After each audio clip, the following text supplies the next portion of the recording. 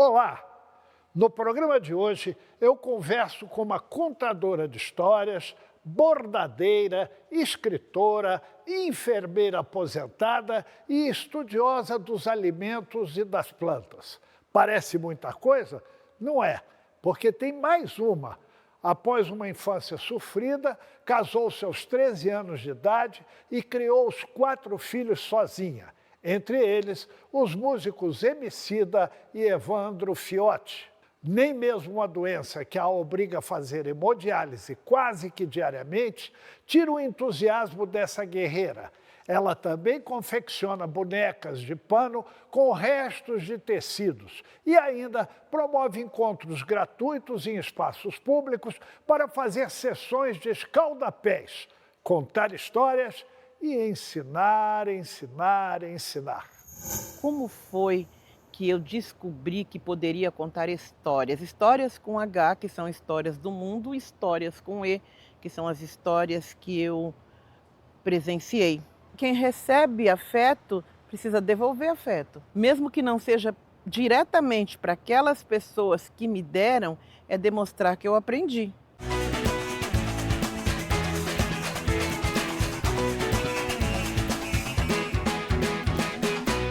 Dona Jacira, seja muito bem-vinda. Muito obrigado pelo convite. Faz favor. A senhora, quando menina, chegou a viver em um abrigo. Era uma instituição religiosa. Era. Como foi essa época da sua vida? Horrível. Eu saio, que marca e que não tem resposta. Foi eu sair do meu quintal e ir para esse lugar e ser muito mal acolhida. Limparam meu cenário e me colocaram num outro lugar de gente enjeitada e sendo tratada daquela forma. Eu via a minha mãe uma vez por semana e ver a minha mãe ir embora dali e me deixar naquele lugar me fez adoecer, e o próprio maltrato do lugar também, né? Que era um lugar religioso, mas as pessoas eram muito ruins com a gente, fez com que eu fosse parar no hospital e ficasse ali em estado de choque. Naquela época, a solução que se dava, porque a minha mãe morava no fundo da igreja e as mulheres não tinham função na igreja. Então, o pastor pediu para minha mãe que desocupasse. Como a minha mãe não tinha por onde ir, o pastor passa aquela situação para o juizado de menores. O juizado de menor, naquela época, levou os meus 3 irmãos, meus mais velhos. 2 deles foram para Itápolis, 9 horas para além de São Paulo, e a minha irmã foi já para essa instituição. Só que naquela época a instituição não acolhia crianças menores. Mesmo minha mãe não tendo onde morar, foi preciso que a gente tivesse idade. Então, 5 anos depois, né, a minha mãe tinha que apresentar eu e a minha outra irmã para esse lugar, que era uma casa, um colégio interno de uma igreja católica, aonde nós ficaríamos até os 18 anos. Eu, quando voltei para casa, eu tive uma noção disto, porque eu voltei sem andar e sem falar desse convento. Mas eu não andava por causa da fraqueza e não falava porque eu não queria mais falar com a minha mãe. A senhora tinha feito greve de fome, né? Foi. E daí, quando eu melhorei com os cuidados das mulheres da minha região, um dia eu resolvi visitar o quintal onde eu brincava. E eu descobri que as coisas não falavam mais comigo. Eu perdi a mágica da minha intuição passando por aquele lugar horrível. Eu perdi a infância tentando viver, lutando com pessoas que queriam acabar comigo com 5 anos. Eu tive que ali desbravar sozinho uma luta muito grande. Só a ponto de agradecer até os defeitos dela. Esses dias achei na minha caligrafia tua letra e as lágrimas molham a caneta. Desafia, vai dar mó treta quando disser que vi Deus. Ele era uma mulher preta. Por isso que depois eu precisei voltar ali para buscar a minha criança que ficou ali, 40 anos atrás. Que memórias a senhora tem dos seus primeiros momentos na escola, a sua convivência com os professores? Menino, Quando eu entrei na escola, eu fui descobrindo que já conhecia as palavras, e eu não sabia por quê. Aí, quando comecei com a história de escrever e de pôr as ideias no papel, a professora foi percebendo que eu deveria talvez estar no segundo ano. A diretora vem e fala para a professora: cadê a menininha? Juntei, ela falou: vem comigo. E eu levei todas as minhas coisas e ela me levou para a sala dela. Quando chegou na sala, ela recolhe meu material, ela pôs aqui e ela me deu um balde, um rodo e uma vassoura. Esse é o seu serviço a partir de hoje. Por 5 anos eu fiquei lavando os banheiros da escola. Caramba! E que terá motivado essa pessoa para fazer tamanha barbaridade? Era uma época ruim, onde a escola era a igreja. Então, lá naquele lugar que se julgava o fim de mundo, nós éramos preparados para ser as pessoas que ocupariam os lugares das pessoas mais velhas. Naquelas casas que eram fazendas, que eram chácaras, que só tinham espanhóis, portugueses, japoneses, não tinha meio que um espaço para nós. Então, era para nos educar para ali. O que nós ouvíamos, que para nós meninas, o único caminho era tanque e pia. Então, o que eu escrevia, as professoras rasgavam. E Pois não fazia sentido. Que a senhora até tomou raiva de escrever, né? Não foi bem raiva, eu achei que alguma coisa muito ruim acontecia toda vez que eu escrevia. E aos 10, 11 anos, a sua mãe levou a senhora para procurar um emprego, não foi isso? Foi minha mãe tenta me colocar como empregada doméstica. E eu não queria ser empregada doméstica. Não vou ser empregada doméstica. Mas todo mundo ela dizia: você precisa aceitar os desígnios de Deus. Porque eu não vou aceitar. Eu não vou ficar. E eu passei por mais uma tarde de tortura, porque o teste era descascar uma laranja para uma menina de 11 anos como eu, que era o teste para ver se ela gostava do jeito que eu descascava a laranja. Eu disse: se você quiser chupar essa laranja, você vai descascar. Ah, mas apanhei, eu fui agredida, mas não vou descascar, eu não vou ficar. Quer saber como é que foi adiante? Já, já. Eu volto com a dona Jacira, não saia daí. Estar ali, uma família completa, com pai e mãe, mas de uma irresponsabilidade, de uma violência muito grande. E eu fui vendo que existiam outras formas de viver que poderiam ser piores do que a que eu achei. Voltamos com Jacira Roque de Oliveira, ou melhor, a dona Jacira. Que idade a senhora tinha quando casou? Né? Como conheceu o marido? Qual era a idade dele? A senhora casou cedo, né? Eu casei cedo porque, na verdade, eu queria uma saída. Eu queria sair. Eu não achava mais que aquele mundo tinha alguma coisa a me oferecer, mas eu devia uma obediência. O meu marido, ele já era amigo dos meus irmãos, eles ouviam música. Foram eles que trouxeram para dentro da minha vivência cantores como Marvin Gaye, como Trio Esperança, como James Brown, Tim Maia. Era outra forma, mas porque eles ouviam, porque os meninos eram educados para outras coisas, eles tinham mais liberdade. Então, como eles ouviam em casa, a gente tem acesso a isso, mas não tem acesso à história da música. Que idade a senhora tinha e que idade seu marido tinha? Eu, quando casei, tinha 13, Miguel acho que tinha 17. 2 crianças. Mas eu achei que era um príncipe encantado. A gente vivia no tempo do príncipe encantado. Falei, era bonitão? Não.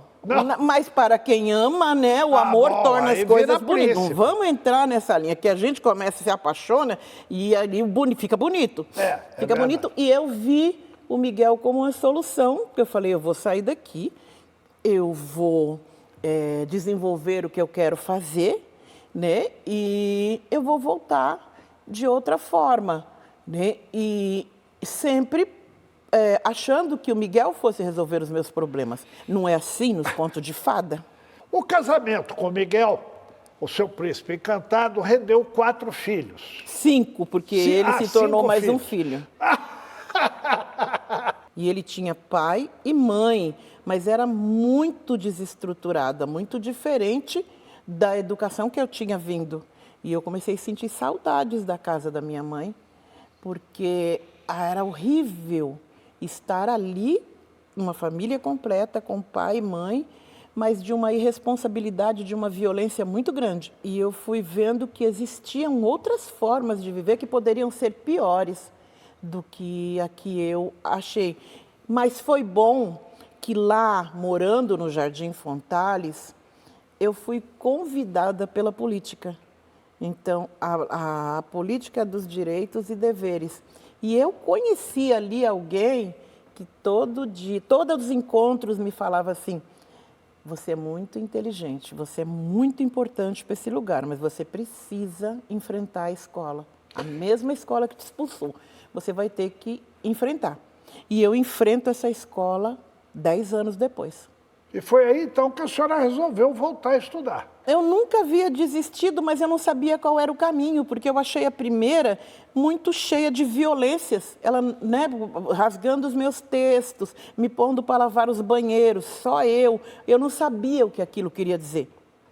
Mas quando eu entro para os encontros de política, eu começo a entender que aquilo era o que faltava naquele lugar. E quando a senhora fez a opção por ser enfermeira, o que motivou a senhora? Eu não fiz a opção, era a opção que eu tinha, foi um outro príncipe. Foi uma outra carruagem que eu entrei, porque eu queria escrever. E nos meados dos finais dos anos 80, surgiu aquela grande tragédia das pessoas soropositivas. Com isso, a Secretaria da Saúde descobre que até então os hospitais não usavam material descartável. Foi nesse período que eu achei esta solução. Então, eu só podia ir por esse caminho porque eu precisava me formar rápido. Tinha que ser 1 ano. Então, em 1 ano, eu estava formada e apta para trabalhar. E a senhora trabalhava na área da saúde quando começou o seu problema renal, né? E a senhora ainda faz hemodiálise, né? Eu faço. Eu estava já há 3 anos trabalhando na área da enfermagem, não sabia nada. Eu comecei com muita fraqueza, as minhas pernas, eu parei de andar e daí, fazendo os exames, eu descobri que ia ter que fazer hemodiálise. Fiquei internada por 6 meses e ainda tomava aqueles calmantes que eu já tomava desde a infância e junto com aquele calmante eu já tomava também o diazepam, que é um outro calmante, e a fluoxetina. Então, assim, era muito remédio. Então, eu entrei, perdi, agora eu era formada e eu não podia trabalhar. Então, o meu médico nefrologista me encaminhou para um psiquiatra. E eu encontrei um psiquiatra que fez um papel inverso na minha vida. Ele me disse assim: eu encontro muitas pessoas como você que a humanidade se enganou com ela. Então, todos os dias, a gente interna pessoas como você, que veio mandado por outro colega, em crise ou não, e fica aqui internado. Aqui a gente dá afeto, a gente cuida e esta pessoa melhora porque ela fica em paz. Dona Jacira, e o seu interesse pelas plantas? De onde veio? Como veio? Do Orum, dos orixás. Eu recebi essa lição na infância, mas eu fui desencorajada, porque assim, eu não sei por que eu ficava olhando que por onde saía a água da pia e do tanque, os caroços de feijão que a minha mãe deixava passar, crescia. E todo dia eu ia ver aquilo. E eu queria que a minha mãe soubesse que eu sabia daquilo. E a minha mãe não dava mínima para isso, porque assim, minha mãe com 5 filhos precisava de pelo menos uns 5 quilos de feijão. Eu só trazia 5 caroços. Então ela disse: vai brincar lá fora e não me perturba. E eu ia notando que as outras coisas também cresciam. Mas para mim, para o meu tom de pele, essa é uma informação sem sentido. Só que eu também nunca esqueci. Eu fui criança ali como eu pude ser. E eu entendi, lembrei da minha mãe jogando minhas coisas fora, porque eu era um moleque. Empinava pipa, eu jogava bola. Eu vim brincar de boneca quando comecei a costurar essas bonecas. Foi a primeira vez que eu brinquei de boneca e quando eu fui mãe. Mas assim, para o que servem as bonecas, afinal de contas? Eu não queria saber. E a brincadeira dos moleques me interessava muito mais porque eles tinham liberdade. Então, ali eu poderia sair na mão. Eu até considero que as brincadeiras de moleque, a gente vai resolvendo as coisas assim para a vida, porque tudo a gente sai na mão ali, a gente só grita mãe quando não tem jeito. Em último caso. Em último caso, você grita mãe, só se o cara for maior. Daqui a pouco eu volto com Jacira Roque de Oliveira, a dona Jacira, essa contadora de histórias fantásticas. Não saia daí, é já já. Quando Ismália enlouqueceu, pôs-se na torre a sonhar. Viu uma lua no céu e via outra lua no mar. O menino ouviu. E gostou. E gostou. Estamos de volta com a dona Jacira, que também é mãe dos músicos Emicida e Evandro Fiotti, e tem 2 filhas. Dona Jacira, seus meninos foram despertados para a música em razão de quê? Dessa mãe contadora de histórias? Eu acredito que sim, porque eu sou multidisciplinar, como qualquer mãe africana. A gente faz várias coisas, a gente canta, lava, tece, planta, faz remédio. E o aprendizado não é só escolar, tudo é aprendizado. Desde que eu desço do colo da minha mãe e começo a vê-la de baixo para cima, tudo é aprendizado. Então, o que ela faz vai ficar no meu imaginário também. Assim como o que eu faço ficará no imaginário dos meus. Isso é potencialização.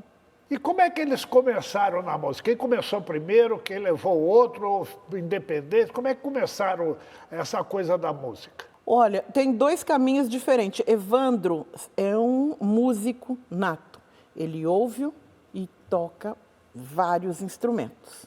O Leandro tem uma outra forma de ver as coisas. O Leandro é o Emicida.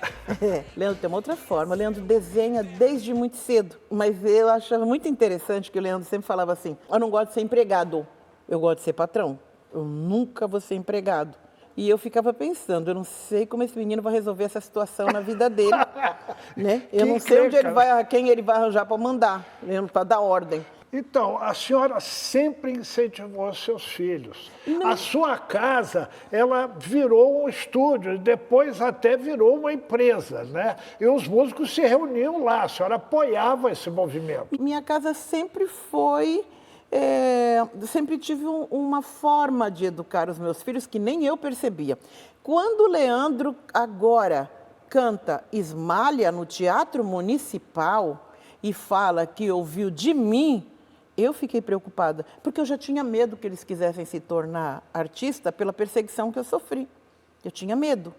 Então, quando o Leandro fala, eu ouvi de minha mãe, então eu vi que eu lia muito Alfonso Guimarães e outros artistas, outros escritores, e ali eu devo ter recitado, mas eu achei que recitava em voz baixa. Quando Ismália enlouqueceu, pôs-se na torre a sonhar. Viu uma lua no céu e via outra lua no mar. O menino ouviu. E gostou. E gostou. Tá aí. E aí que eu descobri que os meus filhos são 4 girassóis que ficaram maiores que eu. A senhora também é bordadeira. E começou a bordar quando? Por quê? Eu me tornei bordadeira quando senti que a minha escrita, ela provocava algo nas pessoas que não me dava um bom retorno. E também porque o desenho ninguém decifra. Então eu comecei, eu bordei tudo que eu ouvia nos programas de rádio. Eu bordava tudo sobre o cheiro da fumaça do café. O bordado era uma história. É. Olha. Então eu fui desenhando e nas minhas horas de tranquilidade eu resolvi que eu ia desenhar e criar o meu próprio desenho. Eu criei 93 peças. Quando meu filho começa a fazer a primeira viagem para a África, para Madagascar, ele fala, mãe, parece que a senhora fez aula com as mulheres daqui. Então, ele me traz presentes dos bordados das mulheres africanas. Como? Como que pode? Onde que a senhora aprendeu? Quem te ensinou? Né? E eu aprendi ali, guiada por uma voz da minha cabeça que sempre me falou, você não está errada. você precisa estar ao lado do seu ancestral, de certa forma, porque um dia a sua vida vai mudar. A pessoa que vai te ajudar já está na Terra. E já eram os meus filhos. E a história das bonecas, as bonecas de pano que a senhora faz e doa para meninas pobres. Como é que começou? Acho que é bem assim. Essa história? Tem uns recortes aí. Eu tinha muito material e daí eu começo a sonhar que eu poderia trazer outras mulheres dali para trabalhar aquelas bonecas. Eu acho que a história não é bem a doação.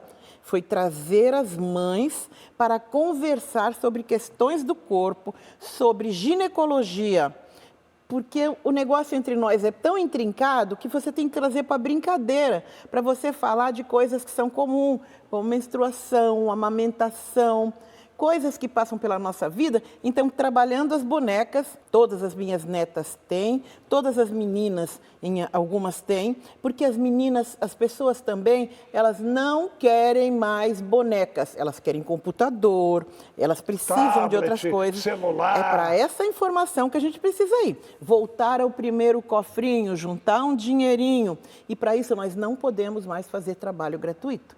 A gente cede a informação.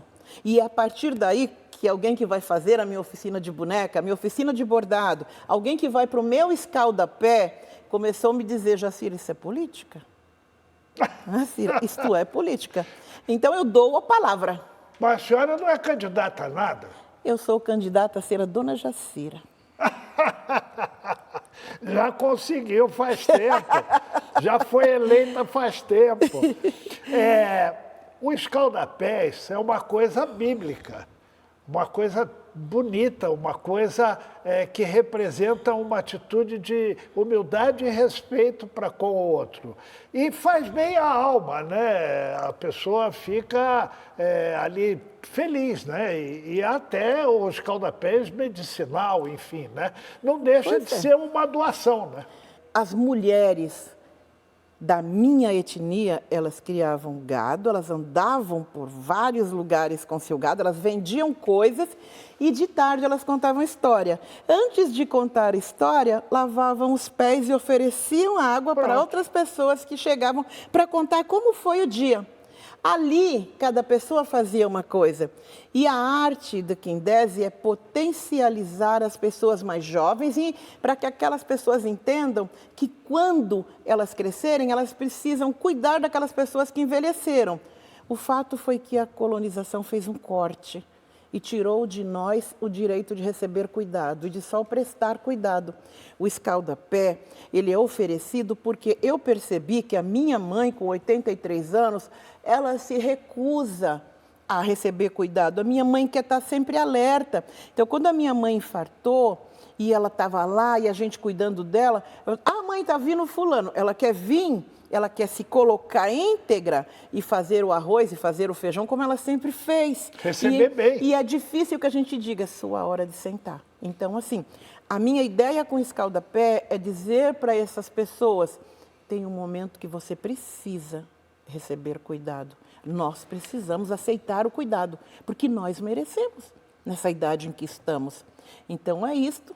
E aí a gente traz a memória, novas músicas, novas formas, e a gente vai se sentindo vivo. E também no estado em que a doação, novamente, é o discurso sobre quem é você. Se coloca de pé sobre a pessoa que você é e até mesmo para exigir que o Estado nos trate melhor. Exatamente. Dona Jacira, infelizmente, nosso tempo está terminando, né? Nosso bate-papo está terminando e nós temos por hábito pedir às pessoas que tragam um objeto que lhes é caro, que lhes é especial, que tem uma representatividade, um significado nas suas vidas. E a senhora trouxe esse objeto, que aliás é um objeto que eu gosto muito, que chama livro. Rapidamente, dona Jacira, o que esse livro significa para a senhora? A semente tem um destino. E se você planta e ela não deu, se não der galhos, nem folhas, e nem troncos, e nem frutos, mesmo assim valeu pela intenção da semente. Eu disse que que ia contar o que a escola fez comigo e contei. Depois que eu lancei este livro em 2018, todas as mazelas que existiam em mim, provenientes do que o colonialismo fez comigo, sarou. Volta que o que é teu ainda te espera. Só eu não sei se te espero. Eu tenho que caminhar. Não acusa de eu, que eu choro. Não acusa de